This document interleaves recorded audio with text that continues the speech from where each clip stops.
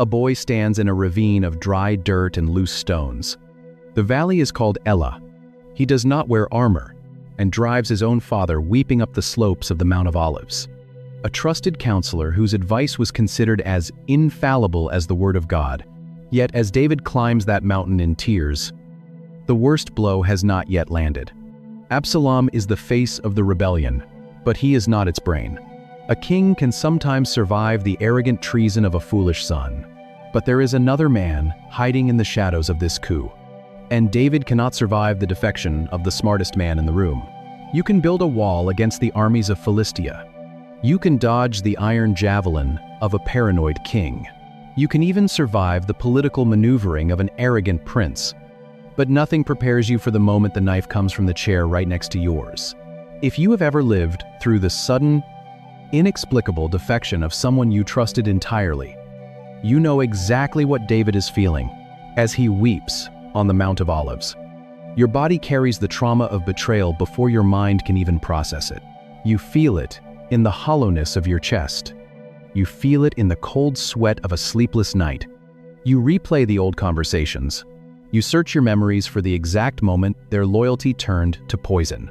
David's poison had a name: Ahitophel. Think about the person in your life whose wisdom you rely on most. The mentor, the confidant, who suddenly defects to the rebellion. A spear in the dark, a conspiracy in the palace, a dagger in the back. Same thing again and again. The biblical text tells us that in those days, the advice of Ahithophel was regarded as if someone had inquired of the word of God itself. His voice was the anchor of David's administration. He was the architect of the kingdom's stability. And when the rebellion strikes, Ahithophel walks across the aisle.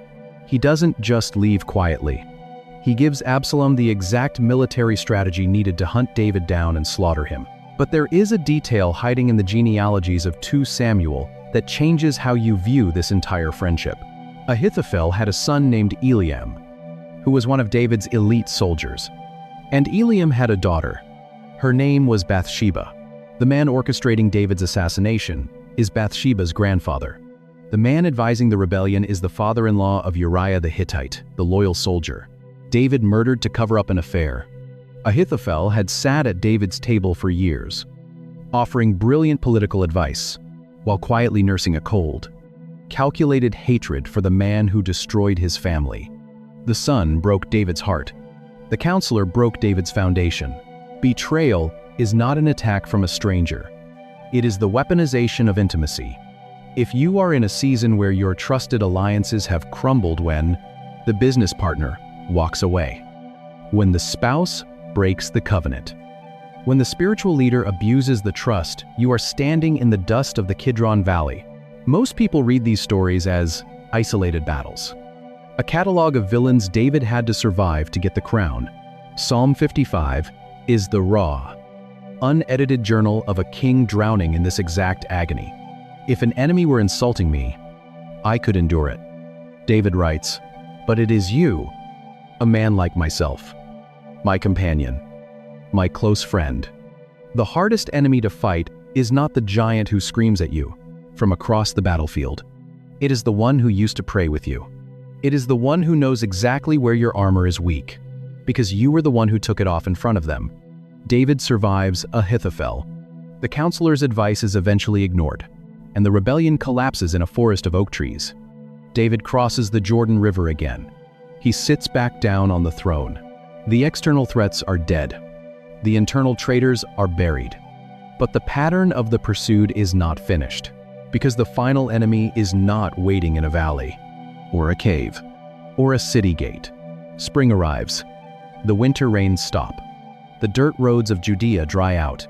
It is the time when kings go to war. But David stays home. The armies of Israel are camped miles away, laying siege to the city of Rabbah. The Cedar Palace in Jerusalem is completely quiet. The evening air is warm.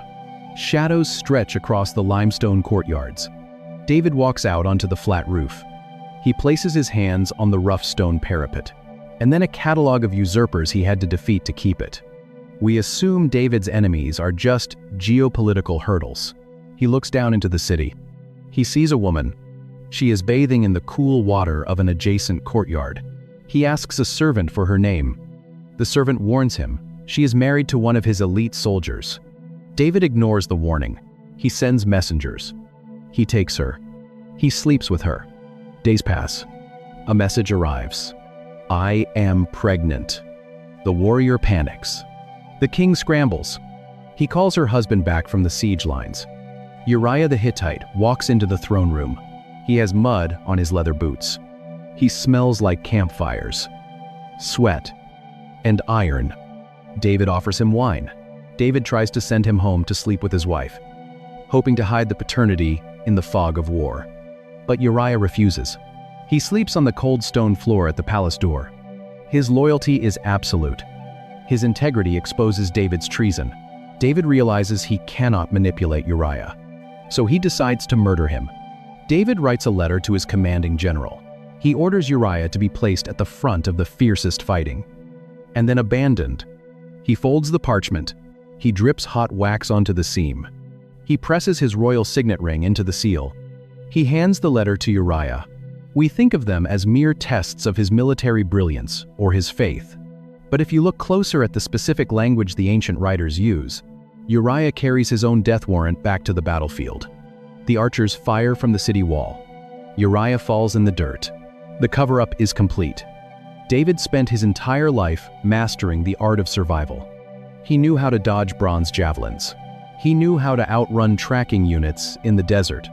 He knew how to navigate the deadly politics of the ancient Near East.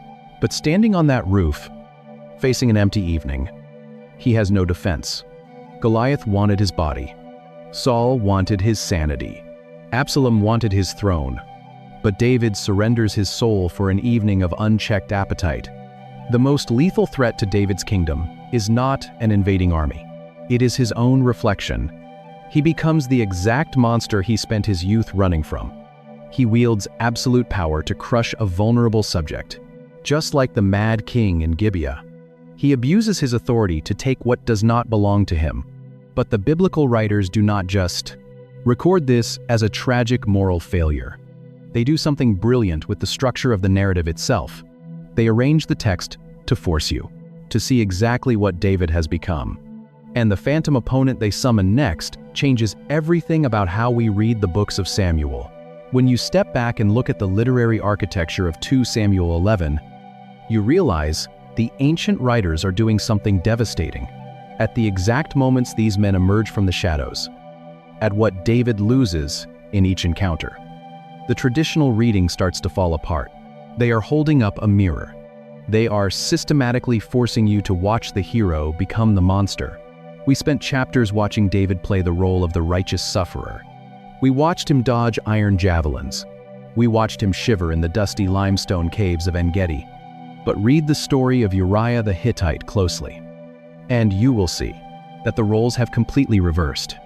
David is not the hunted in this chapter. He is the hunter. Look at the terrifying symmetry. A loyal, innocent soldier sleeps on the cold stone floor of the palace courtyard, while a corrupt king rests in a warm cedar bed. A man of absolute integrity is targeted by the sovereign power of the state. A warrior is sent to the front lines to die because the ruler needs to cover up a paranoid. Desperate mistake. David has become Saul, but the phantom opponent goes even deeper than that. David absorbs the exact characteristics of every enemy he ever faced, like Goliath. He uses his overwhelming positional advantage to take whatever he wants, defying the covenant of God in the process. Like Absalom, he abuses his royal authority, stealing a citizen's wife while the city looks the other way. The men who hunted the shepherd king were not just obstacles, they were mirrors. Every single enemy David faces is perfectly designed to expose a different fracture. Like Ahithophel, he betrays an intimate relationship with cold calculation, pressing his signet ring into a drop of hot wax to seal a death warrant. This is the ultimate diagnostic of the Davidic narrative. We love the story of the Valley of Elah because we always cast ourselves as the shepherd. We assume the giants are external. We think the enemies are our debts, our difficult bosses, our political rivals, our cultural opponents. We think if we can just gather enough smooth stones, if we can just gain enough leverage and power, we will finally be free. The biblical text refuses to let you keep that illusion.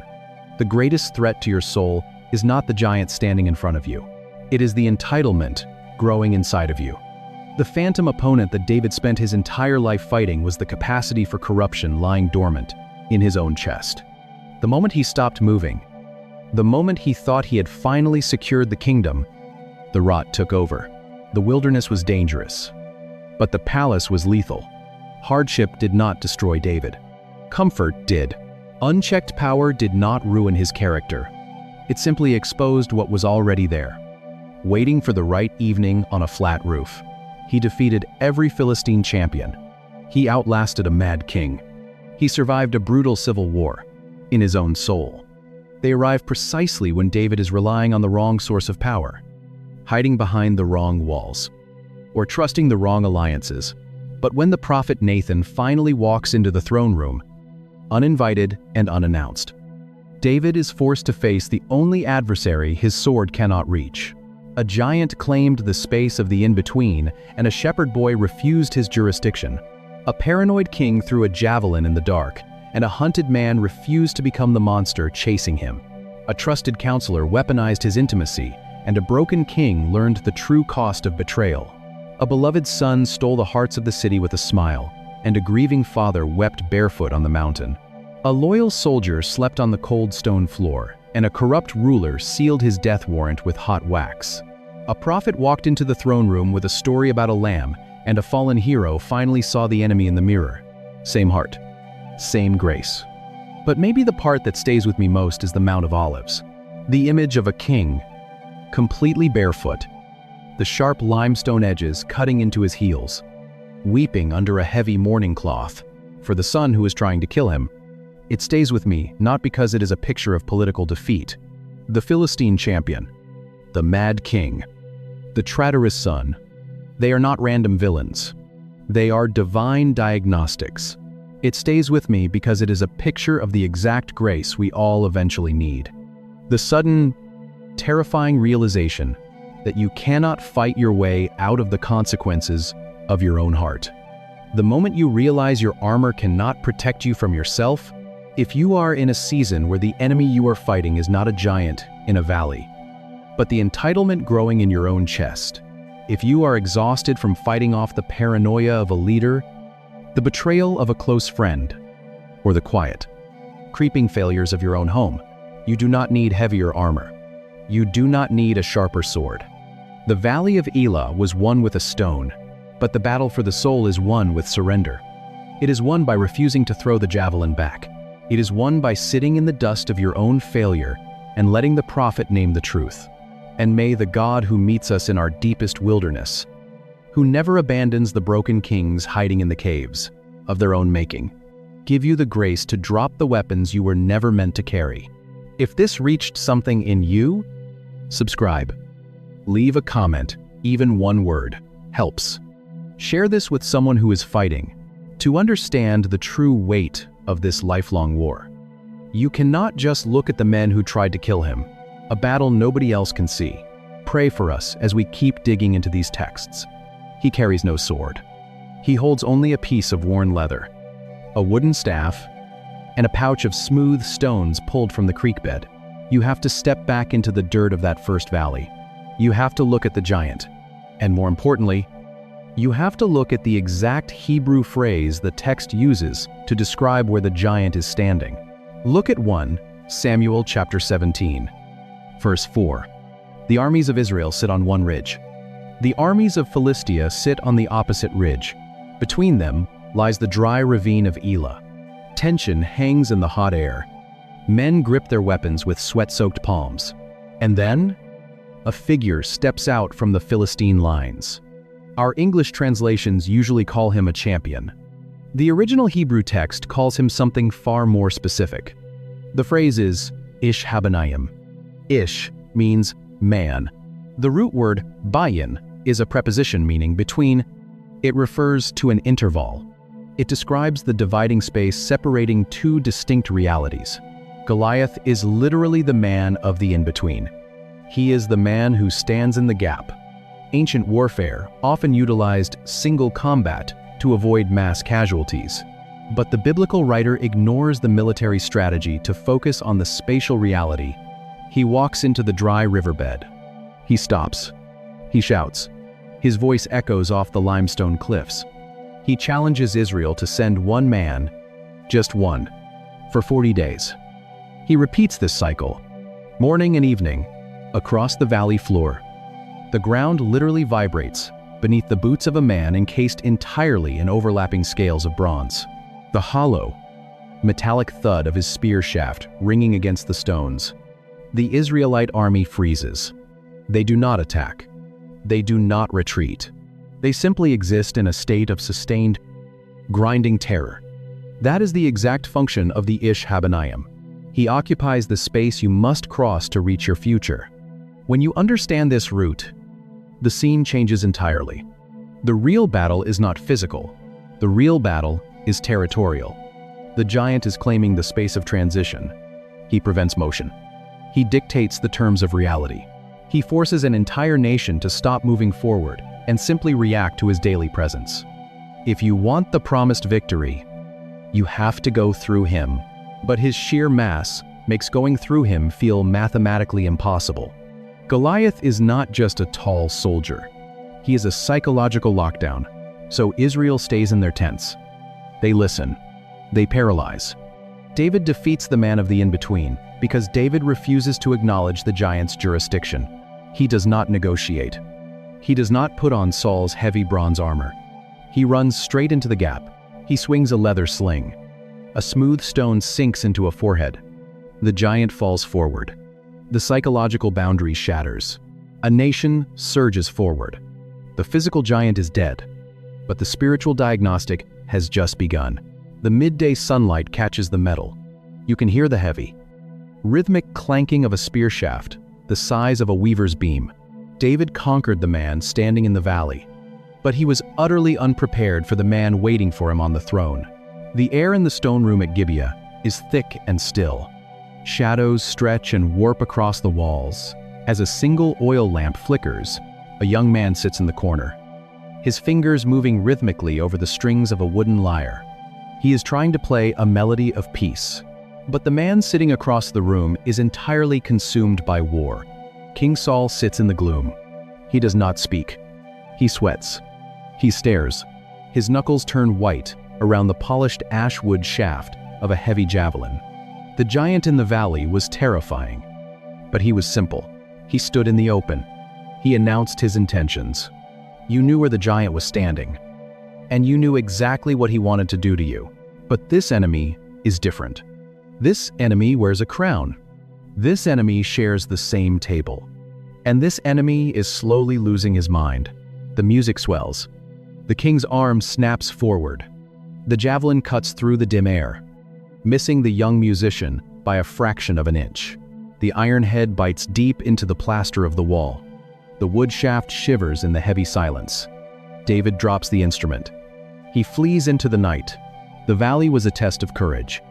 The palace is a test of character. The giant wanted to crush David's body. The king threatens to crush David's soul, striking the earth with every step. It is the most famous underdog story in human history. The shepherd and the giant. We read the story of Saul chasing David through the wilderness for years. And we think it is a story of political survival. We assume Saul is just another Goliath, just an obstacle standing between David and his anointed destiny. We read it as a game of ancient cat and mouse. Saul is not a hurdle on the way to the throne. He is the terrifying reflection of what a king becomes when the spirit departs. Saul is power without presence. Saul is authority without obedience. Saul is the anointed who has forgotten the anointer. Every time Saul hunts him, David is forced into a brutal education. He hides in the caves of Adullam. He sleeps on cold limestone floors, pulling his cloak tight against the desert frost. He wakes up listening for the sound of marching boots, knowing the armies of his own nation are sweeping the hills looking for his blood. He is forced to stare at the corrupting nature of unchecked power. David refuses to kill Saul. When he finds him sleeping in a cave, He refuses to plunge a spear into Saul's chest in the middle of a vulnerable camp. He will not lift his hand against the man God placed in power. Because if David kills Saul to take the crown, David simply becomes another Saul. The refusal to strike back is what saves David's soul. He leaves the palace behind. He runs into the desolate crags of En-Gedi. But if you read the life of David from this dusty ravine all the way to his deathbed, you start to see a pattern. But as he runs, he discovers that this pursuit is not like a normal military campaign. There is a specific word the ancient writers use for what Saul is doing to him, and it reveals the true, suffocating agony of the wilderness. Look at 1 Samuel, chapter 24. Saul has mobilized 3,000 elite troops, a massive military apparatus, to sweep the crags of En-Gedi for one man. David is hiding in the suffocating darkness of a limestone cave, smelling the dust kicked up by his hunters. He cuts a piece of cloth from Saul's robe. When the king leaves the cave, David steps out into the blinding desert sunlight and shouts across the ravine. He asks Saul a terrifying question. After whom has the king of Israel come out? After whom do you pursue? The word our English Bibles translate as pursue is the Hebrew verb radaf. It appears repeatedly throughout these wilderness chapters, and it carries a predatory weight that a simple English word does not possess. Radaf is not a foot race. It does not mean to track a fugitive. It means to chase down with hostile, violent intent. It is the specific vocabulary of a predator running down exhausted, bleeding prey. It is the exact same word the biblical writers use in Exodus chapter 14, when the heavy iron chariots of Pharaoh roar into the desert to slaughter the terrified Israelite slaves against the shores of the Red Sea, that most traditional retellings completely miss. Goliath is not an anomaly. He is the opening bell. The empire is engaging in radaf. That is what Saul is doing. He is trying to reduce the anointed king of Israel to a frightened animal, scurrying over hot rocks. This route changes everything about how we read David's Psalms from this period. The wilderness years were not merely a geopolitical delay. They were an assault on his identity. Saul is trying to force David to act like prey, hoping that in his panic, David will finally strike back like a predator. The pursuit is not a test of military endurance. It is the crucible of his soul. If watching David refuse to become the monster that is hunting him stirs up something you've been wrestling with, you're exactly who this channel is for. Drop a thought in the comments and hit subscribe. Because every week, we go deeper into the text than you knew was possible. So the hunted man finally takes the throne. Saul falls on his own sword on the slopes of Mount Gilboa. The long, exhausting radaf comes to an end. David moves to Jerusalem. He trades the cold floors of caves for cedar walls. He builds an administration. He secures the borders. The external enemies are pushed back, and a golden era of peace seems to settle over the unified kingdom. But the most dangerous threat in David's life was never going to come from the Philistine armies, and it was never going to come. What follows is a relentless, exhausting sequence of adversaries. A paranoid king who hurls a javelin at David's head while he plays music in a dim room. From a mad king with a javelin, it was going to grow inside his own house. A handsome prince stands by the road. The morning sun hits the stone walls of Jerusalem. Dust kicks up around his expensive royal chariot. 50 armed runners breathe heavily, standing at attention behind him. Citizens come up the hill, seeking justice from the king. The prince intercepts them. He reaches out. He grabs their rough, calloused hands. He pulls them close. He kisses their cheeks. He whispers in their ears. He tells them the king is too busy, too distant, too old to care about their problems. He tells them he would listen. He tells them he would be better. 4 years pass like this. A slow, quiet theft. Then the ram's horn blows in Hebron. This enemy does not swing a bronze sword. He uses a smile. Absalom, David's own flesh and blood, declares himself king. The giant in the valley wanted to crush David's bones. The madman in the palace wanted to crush David's calling, but the son at the gate wants to rip out David's heart. This is not a military invasion. It is a viral infection. Absalom weaponizes David's own people against him. The betrayal strikes so fast, so deep, that David does not even gather his generals to fight. A ruthless general who slaughters rivals in cold blood. A beloved son who intercepts citizens at the city gates. Steals their loyalty with a smile. The warrior who sprinted at Goliath simply turns and flees. Look at the terrifying scene in 2 Samuel 15. David walks out of the cedar palace. He crosses the dry ravine of the Kidron Valley. He begins to climb the steep, rocky slope of the Mount of Olives. He is completely barefoot. Sharp limestone edges cut into his heels. He covers his head with a heavy mourning cloth. He weeps openly, the taste of salt and dirt in his mouth. He leaves his throne. He leaves his city. He leaves his legacy. A spear in the dark is terrifying. A kiss at the city gate is lethal. David is back in the wilderness. He is a fugitive again, sleeping on the cold ground. But this exile carries a suffocating tanning. Unbearable grief, because this time, the enemy has David's eyes. The enemy has David's royal blood. Every time David thinks about the approaching army, he is thinking about the boy he used to hold. Absalom exposes the deepest vulnerability of human power. You can secure your borders against towering Philistine giants. You can survive the political paranoia of a jealous king, but you cannot build a fortress wall thick enough to keep out the failures of your own home.